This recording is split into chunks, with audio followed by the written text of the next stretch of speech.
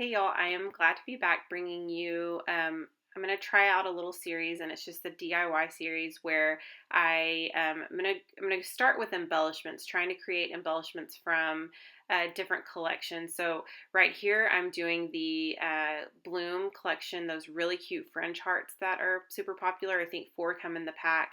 And so I'm showing you some of the products that I'll be using, which is some washi tape. It's glittery tape from Pink Fresh Studio, some fringe scissors, which you don't need. You can use regular scissors, some Tombow runner glue, which you can use really any type of glue, and then a heart punch, which for this particular thing is really good to have. If you have a silhouette, you can cut out a bunch of hearts.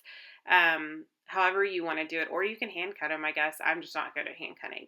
So I started by just punching a heart out of pattern paper, and I'm just using strips of paper. One of the cool things about making your own embellishments is you can really customize them, and you don't have to worry about, okay, so those bloom hearts are one of those things that when I get them, I don't have them yet, but when I get them, it's going to be something that I want to hoard because they're so cute that I'm going to have to want to save them for the best project ever. But what's cool about recreating your own embellishments is you can create them, you can customize them, and then you don't really run out of them. So I think that's pretty cool. So what you saw me do is just punch out a heart and then just punched out a strip of paper that I use these fringe scissors on. And then the second thing I did, or the third thing I did, I guess, is use the washi tape. I just used it across to kind of put it on top of that other strip. And now I'm just going to cut off the excess of all this. So you saw me, I'm going to do this again. So if you kind of weren't following along at the beginning, or you were following along with my words and I was just like way behind or delayed, you may have missed some of what I had done. So I'm going to go through it again. Here's where I'll punch the heart, and then I'll have that just kind of like sitting there until I am ready to punch or ready to cut this next strip of paper. So here I'm just kind of eyeballing it, use my fringe scissors, cut a piece, and then now I'm just gonna tape it right onto there. And you'll see that it's hanging off, but that's okay. Now I'm gonna take a piece of washi tape, which is the washi glitter tape from Pink Fresh Studio. You'll see here that I'm kind of almost paper piecing without actually using like dies. I'm using my punch. So I just punched a little part of the top of the heart, and I'm going to paper piece that right onto the heart.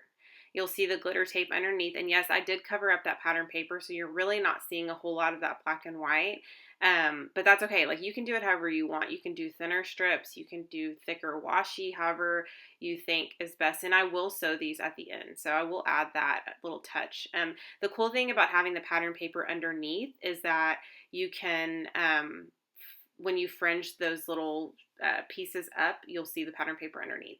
So this one's probably my favorite. I punched just like a piece from, I don't even know what this collection is, probably, I know this is the Wonder collection that I'm using right there.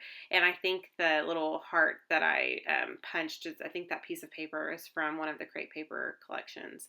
I'm using the pink or the rose washi tape. It's like kind of a rose colored. And then now I'm getting this last piece punch. So you'll see that I did a strip, I did the washi tape, and then I did this last like piece of the heart, but you really can do it in any type of order that you want.